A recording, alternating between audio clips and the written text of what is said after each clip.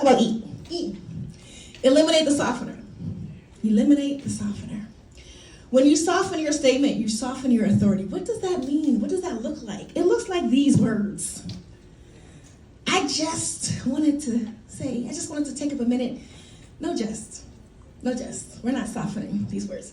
Sorry. Sorry is the most overused word, primarily by women. I'm sorry to bother you. No, I'm not. No, I'm not sorry to bother you. I meant to bother you. That's why I walked over to your desk. I need to ask you a question. John, answer the question. Stop saying sorry so much. If you're sorry about something and you need to apologize, please do. Don't be rude. But don't be sorry when you're not sorry. So if silence is so costly, money, why does this keep happening? Why is this the situation? Got a few ideas. Here's some key factors.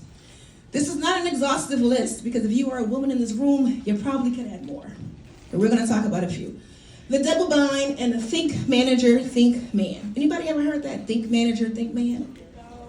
So what it means is a research study was done where among a large number of people, they said, when you think of a manager, do you think of a woman or a man? What did the majority of people think? Think manager, think man. But here's a hard truth. If women are overextended to prove competence, and they're underspeaking to avoid backlash, well, the pipeline to leadership narrows. The pipeline to leadership narrows, and we're going to talk about leadership in a few minutes. But you got to keep this in mind. This is truth. This is not an imagined reality. I can see by the head shaking. Y'all understand? This is shared lived experience. So we got to work on it. So when you shrink in rooms, opportunity shrinks with you. We can't afford that, y'all. We talked about the money earlier. The opportunity is there. The funds are there. Don't shrink, and don't allow your opportunity to shrink with you. So how do we convert skill, though, into visible leadership presence? Because here's the thing. All of us know somebody who is capable, but they might not make a good leader. Anybody know somebody like that? They can do their job, but please don't make them in front of the team. Please.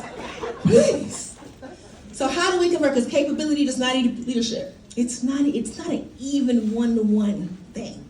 You got to do a little bit of work sometimes to build for that leadership. This is an interesting article that was in Forbes. That came out in 2023. New research, women more effective than men in all leadership measures. I didn't write that, so don't be mad at me. Forbes, take it up with Forbes. But you mentioned the word integrity. And integrity is a characteristic that doesn't change with the situation, right? That's intrinsic, that's a quality. So if integrity is something that you've already developed and it seems like you have because you mentioned that word, hold on to that. And there are some places that will value and there are some places that will not.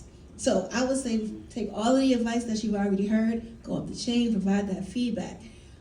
But if it's really a challenge in your integrity, there are many opportunities. There are 450,000 unfilled jobs in manufacturing and 2.1 million by 2030.